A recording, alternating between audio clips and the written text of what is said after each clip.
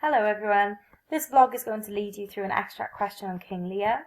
You will need a copy of the extract, a highlighter, some paper and a pen. At several points you'll be asked to pause the vlog and follow part of the process.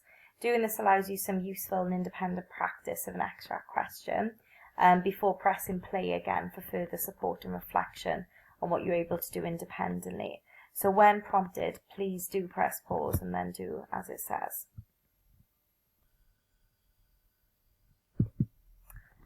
This extract can be used for practice for either the WJEC Language and Literature A Level or similarly for the literature course as well. The questions are very similar and the tasks are very similar across both papers. As you can see for the Language and Literature course, this task is worth 40 marks and you're allowed approximately 45 minutes to do so, as the paper recommends. Similarly for literature, you should spend about 45 minutes on this, however it's just worth 5 more marks on here. Across both papers then you're assessed on AO1 and AO2. Within your own courses, AO1 and AO2 might mean something slightly different. So for AO1 within Lang Lit, this is all about your terminology and also your expression as you respond to the question. And for AO2, this is all about your analysis of how meaning is created as you use your terminology and embed that into what you're saying. Similarly for literature, for AO1, you're also assessed on your expression in how you're conveying your ideas and your understanding. But instead the terminology here is all about your knowledge and understanding of the text, of the genre, and of what's going on within the content of the extract. Similarly, however, AO2 means pretty much the same thing in terms of your analysis of how meaning is created. So bear these things in mind as you go on, and as you respond to the question. So these are the two questions that we're going to use today. These question templates have basically been lifted from the specimen assessment materials and just changed to suit the extract that we have in mind today. For the Lang Lit question then, we're going to be using, by focusing closely on the literary and linguistic techniques used in this extract, explore how Shakespeare presents the character King Lear. And then for the literature question, we are going to be using, with close reference to the language and imagery in this extract, analyse Shakespeare's presentation of the character of King Lear. So very similar in many ways, just slightly different in the wording there.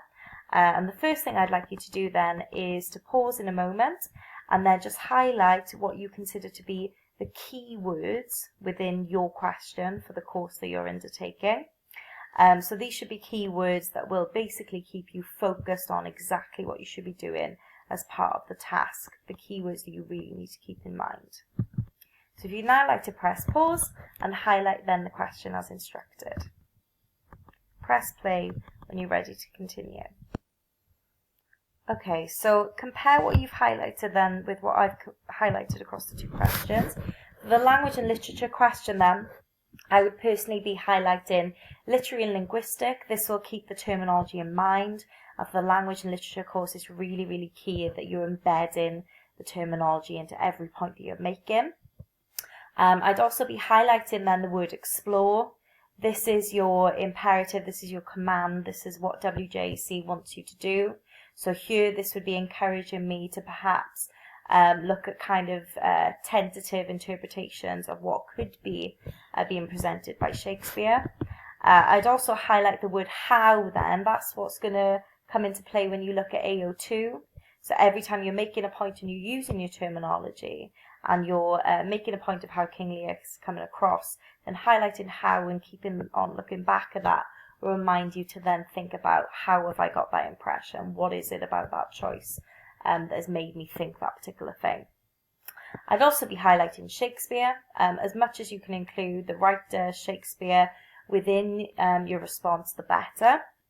And the more you do this, and the more you consider the character you're discussing as a construct, as something the writer has created, and not talk about them as an actual kind of living being, the better. And lastly, obviously, we want to highlight King Lear to ensure that we don't get distracted by too much of what Kent is doing and we don't end up talking about him. Similarly with the Fool, but that anything we do use from other characters is based on King Lear, and that we should probably be predominantly looking at King Lear's speaking parts as well. Similarly, for the literature question then, language and imagery highlighted for the same reasons as literary and linguistic.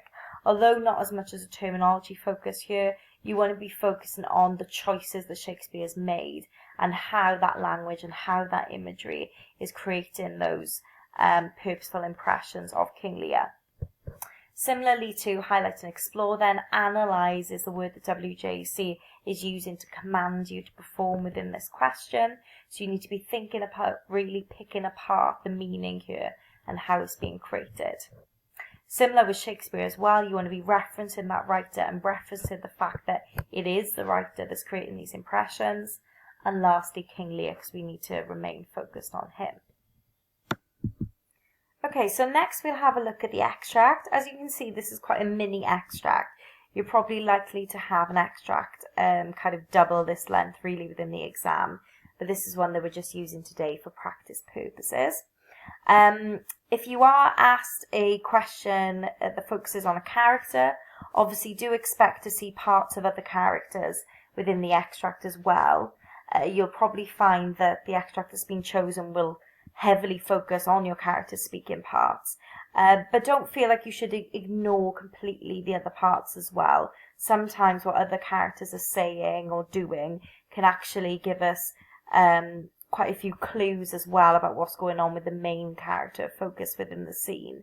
And how they're acting towards that character as well can also tell us a lot. So reading through then, if you just have a little look at King Lear's first part there, I'll leave you read that.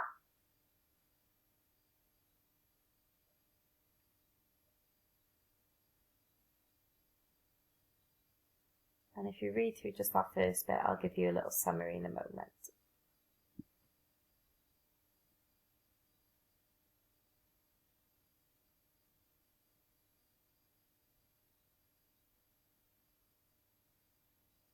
Okay, so what's going on here within King Lear's first bit? He begins by asking the gods to bring justice, basically, to the world, to his situation, to everything going on around him. He warns as well then any undiscovered criminals, any person that has done something wrong that for whatever reason hasn't served any kind of justice. He warns them that justice is coming. He warns them to hide and he warns them to fear punishment and the justice that he feels is coming towards them. He wishes for the truth to be unveiled. Anything that's currently hidden, he wants unveiled. And then he ends them with a very famous quote from King Lear, "I am a man more sinned against than sinning." Here showing then King Lear feeling that the way he has been treated by others is far worse than he has ever treated anybody else. Next then, this is when Kent has just come into the scene. Have a little read of his next bit and try to figure out what's going on here.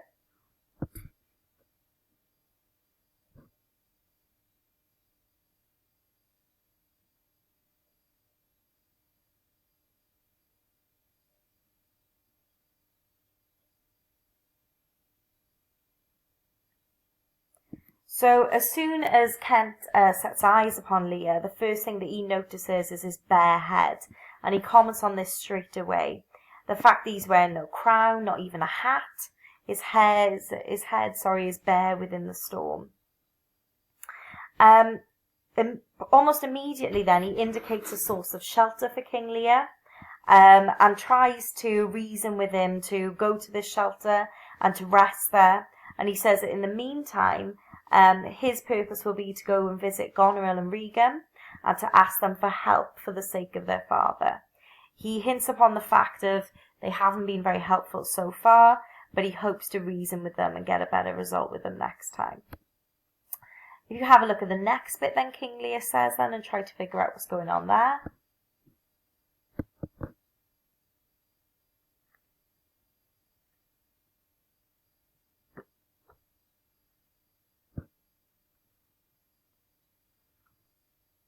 So here Lear says out loud for the first time that he is realising that he's beginning to lose his mind. He then starts addressing the fool, and he begins asking after his comfort, asking whether he feels the cold like Lear does himself. And finally then, with the fool in mind, he inquires into the location of the shelter that Kent has just suggested to him. And he offers also his pity to the fool. If you just have a look at then the remaining two parts of the Fool and King Lear.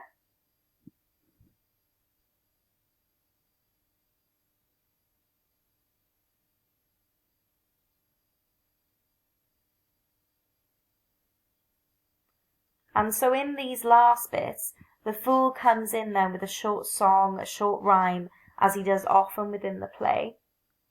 That seems quite nonsensical, but is actually quite philosophical, and perhaps a comment upon Lear's situation in some way.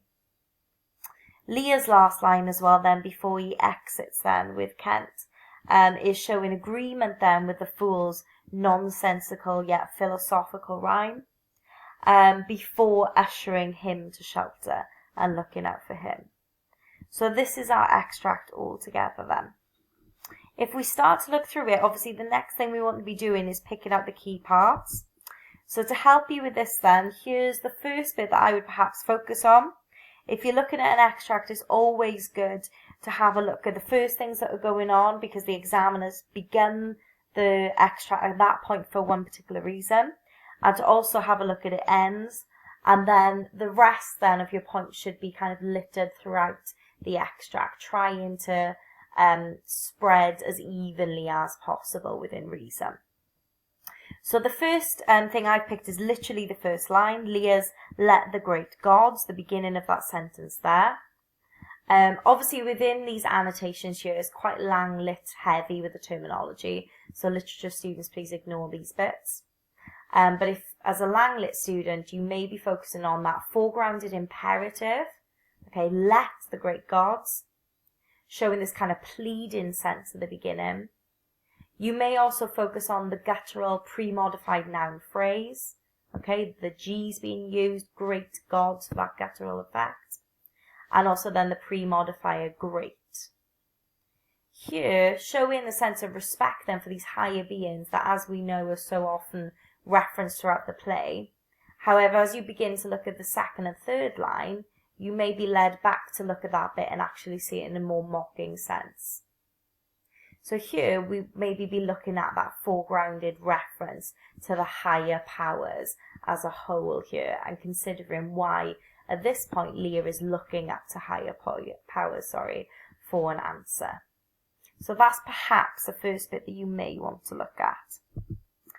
Next then, what I'd like you to do is press pause and now independently have a look at the rest of that extract, have a look through what Lear is saying, perhaps what the other characters are saying as well. Usually within the extract as well, you'd want to try and make full use of the stage directions. However, in this particular extract, there's not much we can do with that, so obviously don't worry too much about that. So highlight 10 key quotes. Don't worry too much about the annotation yet. Just find the key bits that you think will give you the most talking power. You will now need to flip over to video 2 to continue with this extract response.